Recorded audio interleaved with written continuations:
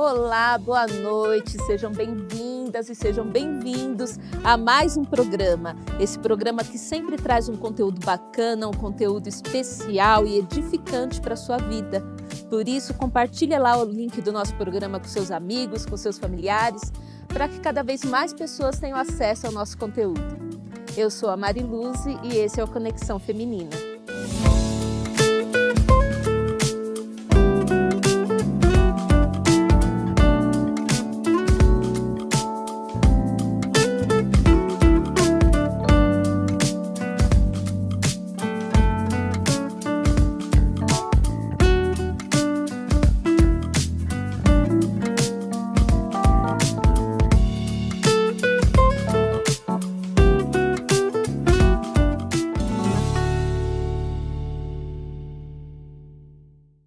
Eu creio que todos que pensam em se casar, pensam em ter um casamento feliz. Mas nem sempre é essa a realidade. Do namoro ao casamento. Esse é o tema do nosso programa de hoje. E para falar sobre isso, nós recebemos aqui ela que é jornalista, inclusive ela é editora responsável pela nossa revista O Clarim. E juntamente com seu marido, ela também é líder do Ministério de Vida Pastoral da Igreja Adventista da Promessa. Eu recebo aqui, com muita alegria, a nossa querida Lilian Mendes. Lilian, seja bem-vinda. Muito obrigada por aceitar o nosso convite. Eu que agradeço, Mari, agradeço a todos que estão nos acompanhando nessa noite. É uma alegria poder estar aqui. Eu tenho acompanhado os programas, sempre me trazem informações muito boas e eu fico realmente honrada e me sinto privilegiada de poder estar aqui essa noite conversando com esse público tão especial. Legal, e um assunto muito especial, né, Lilian? Sim, muito sempre. Bom. É importante que a Lilian, além de cuidar das famílias pastorais, né, Lilian, ela e o seu esposo também durante já há muito tempo trabalha com aconselhamento de casais, né? Sim. Desde o início, né, do namoro e durante a vida dois, o casamento também. Né? Então eles têm bastante experiência nessa área, tenho certeza que vai agregar bastante aqui para a gente hoje. Amém, que seja assim. Lilian, eu queria começar com você com a seguinte pergunta. Quais os cuidados que os jovens devem ter para iniciar um namoro? Né? O que eles devem considerar? Os cuidados que as nossas jovens, em especial que estão nos assistindo hoje aqui, devem considerar quando vai iniciar um namoro? Eu acho legal falar, antes de começar até falando de namoro, trazer um pouco do que foi uma matéria que a gente publicou na última edição do Clarim, que a Roma escreveu um artigo muito interessante falando o sonho do casamento ainda existe. E ela explica na matéria que o casar é uma vocação, né? A Bíblia fala isso. Alguns têm essa vocação para o casamento e outros não têm. E se você não tem a vocação para o casamento, ok, né? Não há nada de errado nisso. Mas se você é daquelas que, olha, eu quero me casar, né? É um sonho, então, não só pressão. Exatamente, o sonho.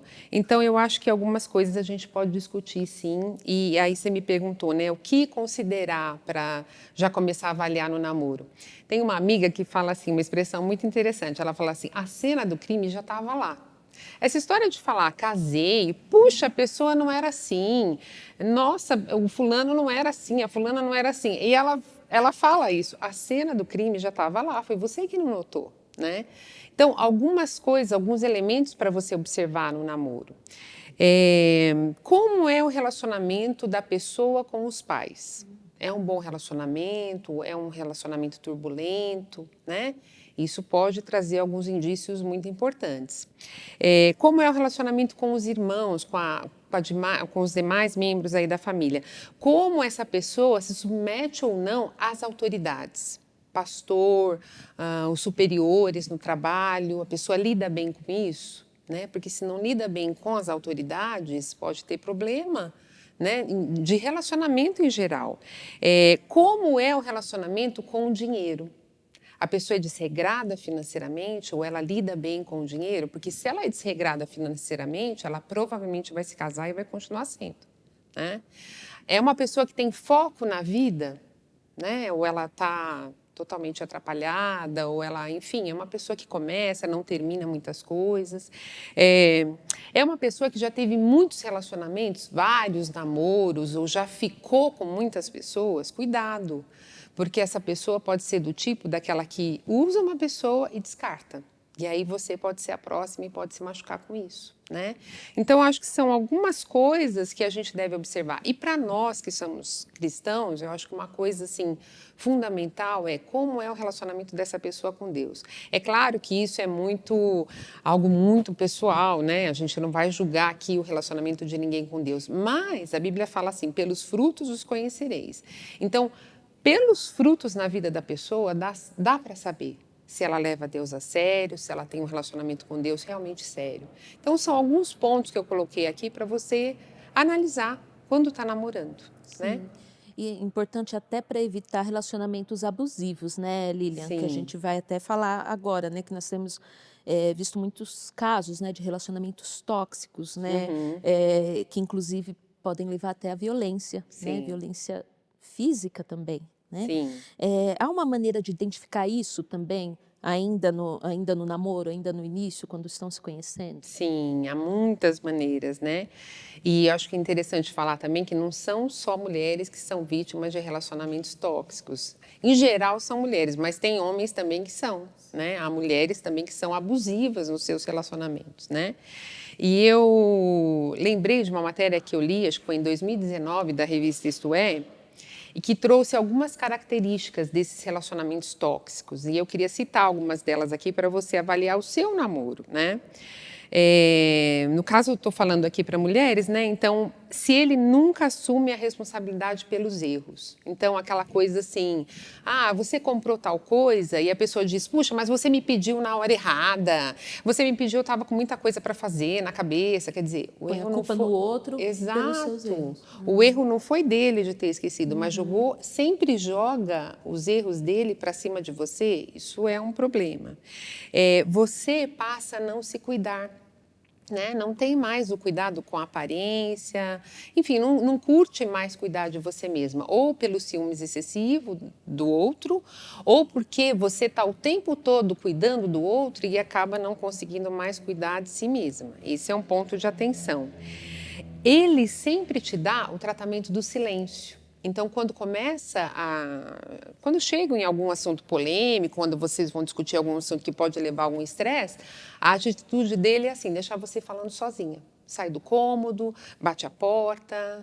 Quer dizer, sempre você termina em silêncio, não há diálogo nesse relacionamento. Isso é um problema. Outra característica é assim, a pessoa se sente exausta. Porque ela está sempre, parece que, carregando esse relacionamento nas costas. E isso reflete, muitas vezes, até no corpo, trazendo até doenças físicas e emocionais, né? Porque o relacionamento é um peso. Ele, ou a pessoa que é abusiva, está sempre oferecendo uma ajuda construtiva, só que é uma ajuda que a pessoa não pediu. Então, por exemplo, assim, vocês estão sentados, comendo alguma coisa, a pessoa vira e fala assim, você vai comer esse pedaço de pizza a mais mesmo? Você precisa dele?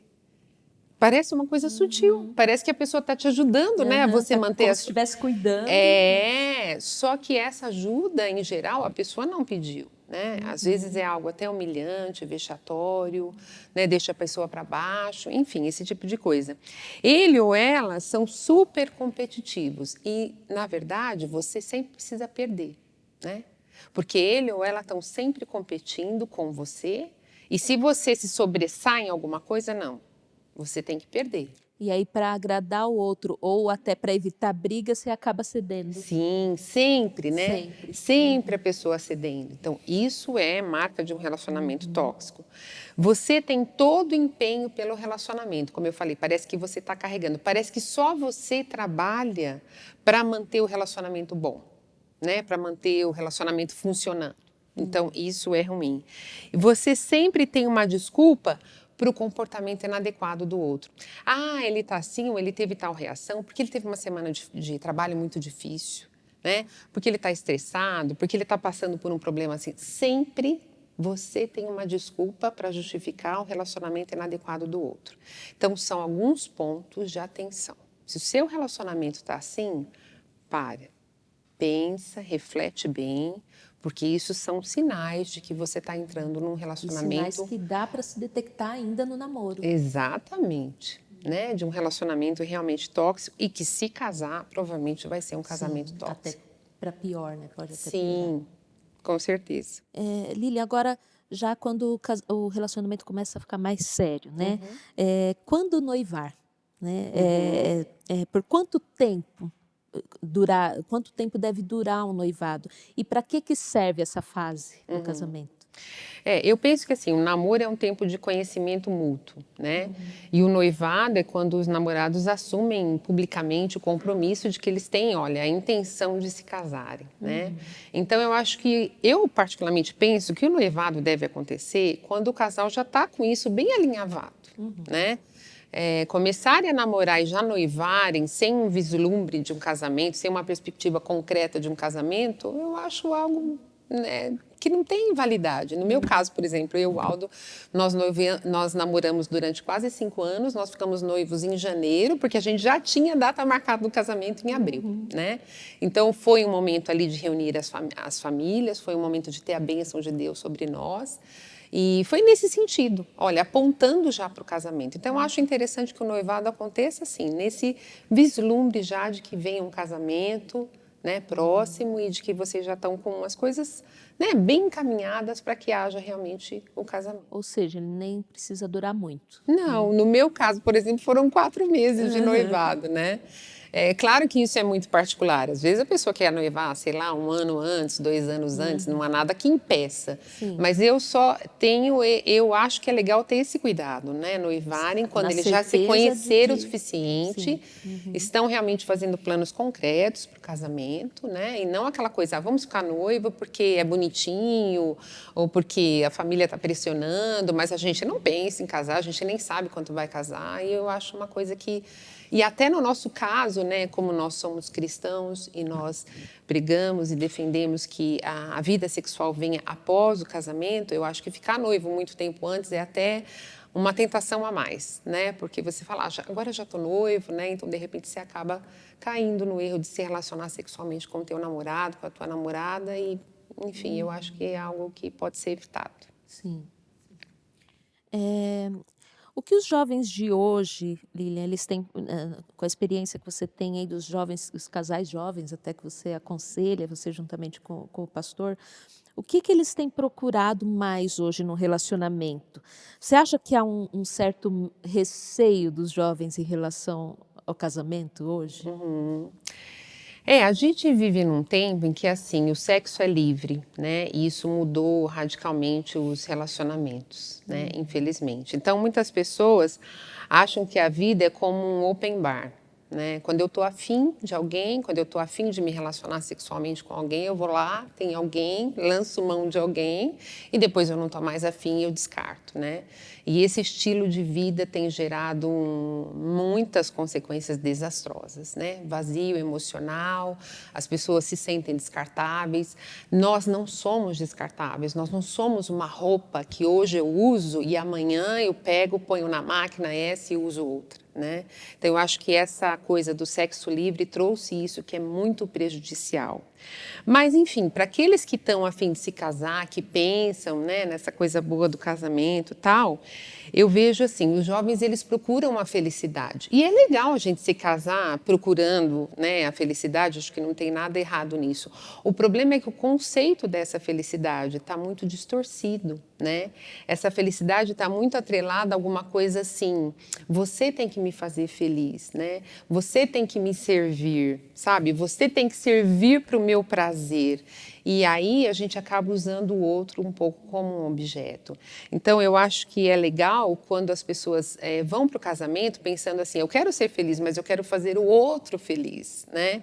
Eu quero me casar porque eu quero servir o meu marido, ou servir a minha esposa. E eu estou falando essas coisas que eu acho que vão chocar algumas pessoas, mas porque elas têm que ser ditas, né? Essa coisa do servir no casamento, do sacrifício, essa é uma palavra também que está muito em desuso, né? É necessário que você tenha isso claro, né, que você vai se casar para servir alguém e você vai ter que sacrificar coisas para que seu casamento vá bem.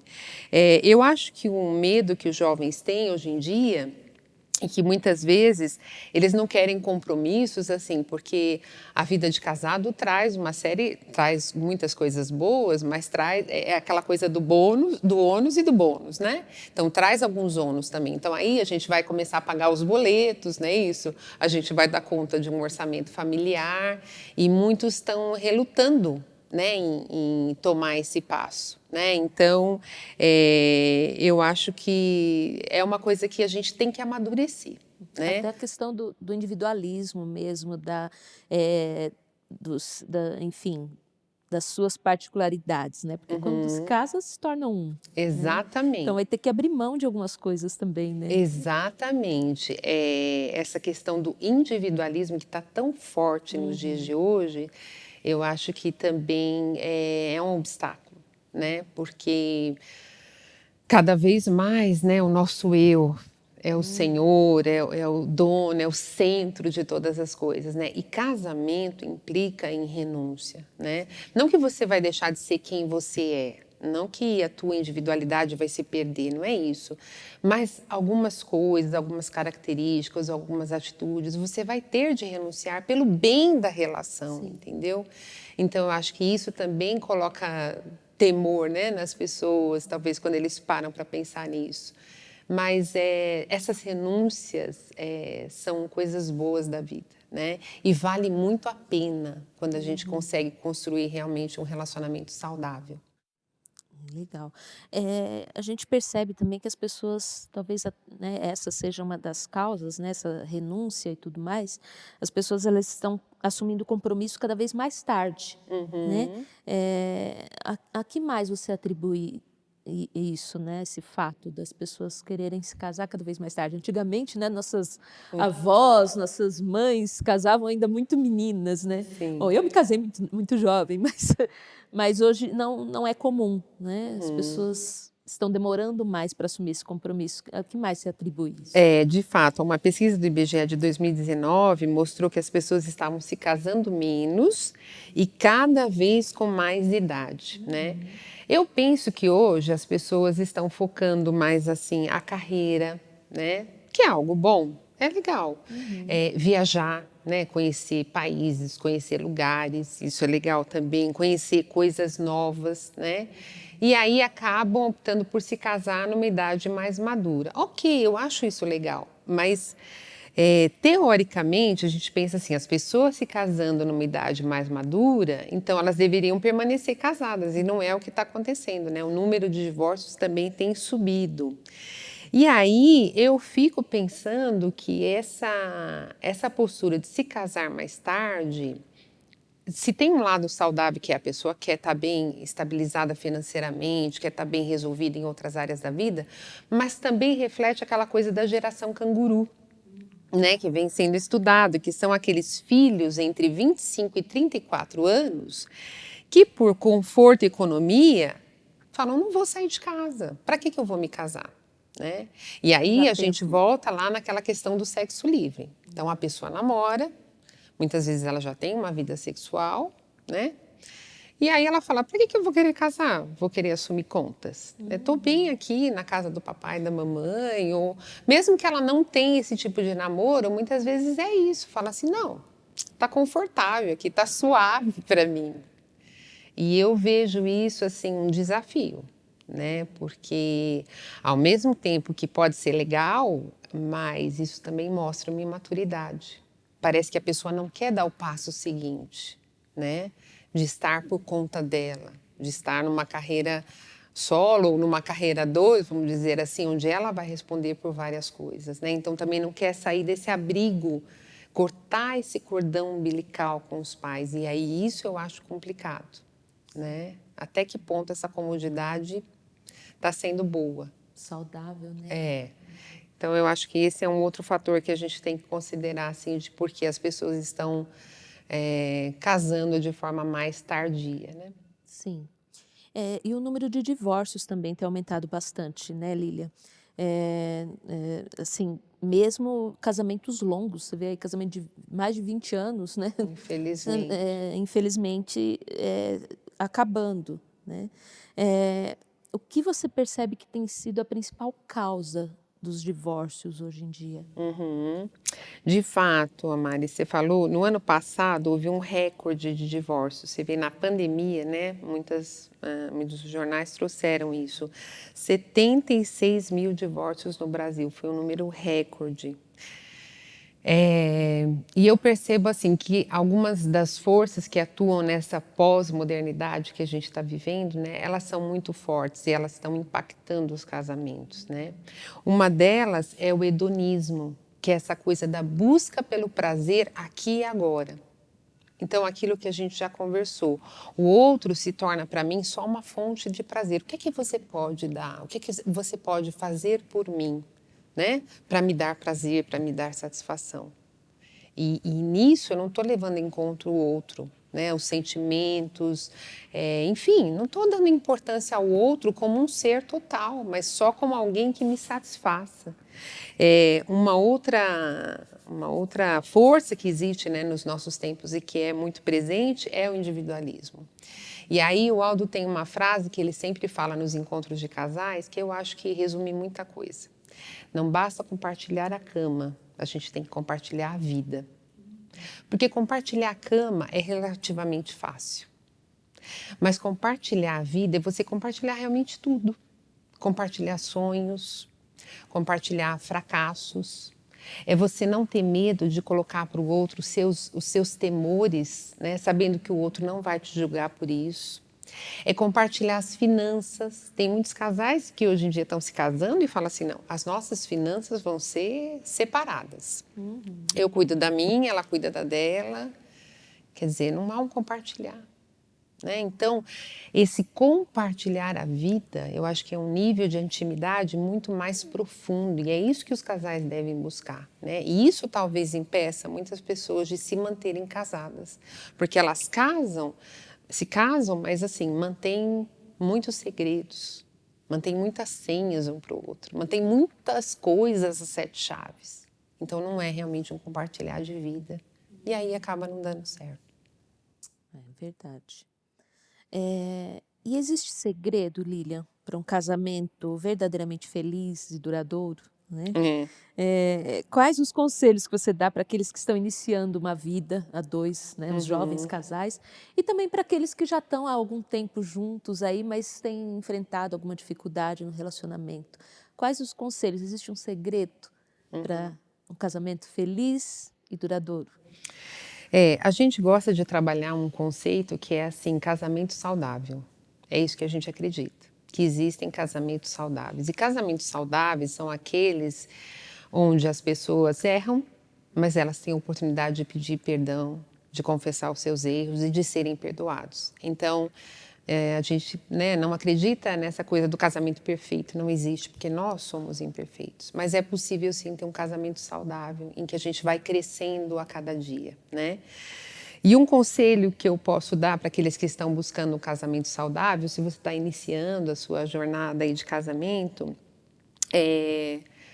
busquem discernir o que nos serve desse tempo. É claro que esse tempo tem muitas coisas boas para nós, né? Muitas coisas enfim, esses anos pós-modernos trouxeram, a gente pode incorporar na nossa vida, mas muitas coisas não servem. Então, tenham esse discernimento, né, para não entrar numa linha que de repente vai trazer a separação de vocês. Uma coisa fundamental também que a gente percebe que está muito em desuso, infelizmente, nos casamentos é orar juntos. Que pena que muitos casais não oram mais juntos, não existe mais aquele tempo de ir a Deus juntos, sabe? Colocando as suas limitações, as suas queixas, as suas falhas, enfim, tudo da sua vida, né? Diante de Deus, aquele que pode nos ajudar em muitas situações, né? Deus precisa, de fato, estar no nosso casamento para que ele seja saudável. E não tenha medo, isso vale para se você é casado há pouco tempo, há muito tempo, não tenha medo de pedir perdão quando você descobriu que você errou, quando você percebeu que você errou, e também não tenha medo de perdoar. né? Esse sentimento que diz assim, eu não vou perdoar, porque senão daqui a pouco a pessoa vai estar fazendo igual. Querido, isso não é perdão, né? O perdão de Deus para nós, ele é incondicional e vale a pena a gente perdoar o nosso cônjuge. E para os casais que estão assistindo, ou para aquelas mulheres que possam estar assistindo e que estão atravessando crises no casamento, né? Como você disse, casais que talvez já perderam o brilho, nunca desistam. E saibam que Deus sempre há um recomeço. Uma dica valiosa que eu quero deixar é que, assim, talvez vocês sozinhos não estão conseguindo mais enxergar algumas coisas, talvez vocês até façam alguns pactos de melhora e aí a coisa não melhora. Talvez vocês precisam de um conselheiro externo. E Deus sempre tem pessoas, conselheiros, que poderão nos ajudar. Então, pode ser um pastor, pode ser um casal conselheiro, pode ser um terapeuta, um psicólogo cristão, enfim, alguém que vai poder te ajudar e que vai ser assim um instrumento de Deus na sua vida. Eu falo isso como uma experiência própria. Houve um tempo da nossa vida em que nós passamos por uma crise, né? Nós não estamos hoje cuidando de casais à toa. Normalmente Deus nos chama para fazer algo que Ele já nos ensinou. E naquela época eu não via também como solucionar. A gente fazia alguns pactos, alguns acordos, mas a coisa não fluía. E aí um dia eu pedi para Deus, eu lembro que eu estava ouvindo uma palestra e aí alguém falou sobre um conselheiro cristão. Eu falei, Senhor, eu quero um disso. Eu preciso de um disso na nossa vida. E Deus realmente colocou. Naquela época, alguém que se tornou um amigo para nós, um conselheiro, um psicólogo cristão, que foi quem nos acompanhou naquela crise, nos ajudou e nos fez abrir os olhos em muitas circunstâncias. Então, isso eu quero deixar para você. Não desista do seu casamento. Deus está totalmente interessado e Ele é especialista nisso, em restaurar relacionamentos. Que Deus te abençoe. E não ficar constrangido em pedir ajuda, né, Sim, Lília? sim. Isso é importantíssimo, né? Porque muitos casais ficam receosos, constrangidos, né, de pedir ajuda. O que vão pensar, né? Exatamente. Mas olha como... Não, vale a pena. Deus tem a pessoa certa, né, para nos ajudar no momento em que a gente precisa. Então, vale a pena a gente ir em busca disso. Muito bom, Lília, muito boa conversa, né? Acho que não dá para esgotar o assunto num programa só, né? Mas estamos chegando ao final de mais um programa e eu quero propor para você, como sempre, no finalzinho a gente faz um jogo rápido, Certo. né? Para que as pessoas que estão ali nos assistindo conheçam você um pouquinho melhor, tá bom? Ok, vamos lá. Então vamos lá. Um filme. A Lista de Schindler. Lindo. É. Lindo. Maravilhoso, inesquecível para mim. Assisti há décadas e recente assisti com as minhas filhas. Lindo demais, décadas, né? Não tem tantas décadas. É um filme antigo, mas assisti muito lindo. Um livro, Lília. Um livro, Maravilhosa Graça, do Philip Yancey. Foi um livro que mudou para mim muita coisa, o meu conceito sobre graça. E para mim marcou a minha vida. Um hobby. Um hobby, eu gosto de caminhar em lugares verdes. Não consigo fazer isso com muita frequência. Moro em São Paulo, nessa selva de pedra, mas quando dá para ir num parque, quando dá para sair um pouco, eu amo caminhar, assim, vendo a natureza. É uma higiene mental, falo com Deus, é algo maravilhoso, é um hobby para mim. Muito bom. Agora, um lugar inesquecível para você. Um lugar inesquecível, São Miguel dos Milagres, é uma cidadezinha próxima de Maragogi e que tem praias assim quase intocadas. Foi um lugar onde a gente esteve uma vez e ali é um lugar onde você fala, Deus realmente existe, criou isso aqui, porque é impossível que isso surgisse, né? Um lugar onde eu vi muito de Deus. E o seu lugar preferido de oração? Esse é um cantinho que eu tenho assim entre minha cama e a parede ali no quarto, que tem um criado mudo, ali fica a minha Bíblia, meu devocional. Ali é o meu momento com Deus Ali do que dia. você se derrama. Sim, ali, aquele pedacinho de chão já testemunhou muitos choros, muitas lágrimas de tristeza, de alegria e muitas conversas com Deus. Muito bom. Lília, muito boa conversa, muito bom ter você aqui com a gente, muito obrigada por ter aceitado o nosso convite, espero que a gente possa ter outras oportunidades assim com você Deus continue abençoando aí o seu ministério Amém. e a sua família também, o seu Amém. casamento, a sua vida. Amém. Muito obrigada. Eu que agradeço, Mari, por ter estado aqui. Agradeço a todos que nos acompanharam. Que Deus abençoe a todos. Amém. Jaime Kemp, que é uma referência no trabalho de aconselhamento com casais, ele já admitiu várias vezes que se ele tivesse aconselhado antes determinados casais, talvez as coisas não seriam daquele jeito.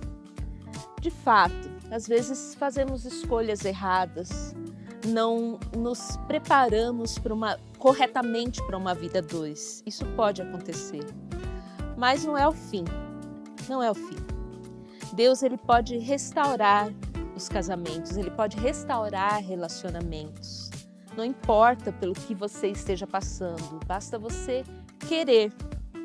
O casamento, ele é mais do que uma vida a dois. Quando duas pessoas se casam, elas se tornam um. E não um só fisicamente, mas na vida, em tudo. É unidade, é respeito, é amor, é reciprocidade. Por isso a importância de você se casar para fazer o outro feliz. Isso gera reciprocidade. Que Deus te abençoe, que Deus conduza a sua vida, que Deus conduza o seu casamento, que Deus conduza o seu namoro para que ele se transforme num casamento feliz. Que Deus abençoe a sua vida e a sua família. E chegamos ao final de mais um programa e eu queria também fazer uma indicação de um livro, o livro justamente do pastor Jaime Kemp, que diz, o título do livro é Antes de Dizer Sim, que é um guia para noivos e seus conselheiros. Que você possa ser abençoado através desse trabalho desse pastor que tem abençoado muitas vidas, muitas famílias, muitos casamentos. Que Deus abençoe a tua vida e até semana que vem.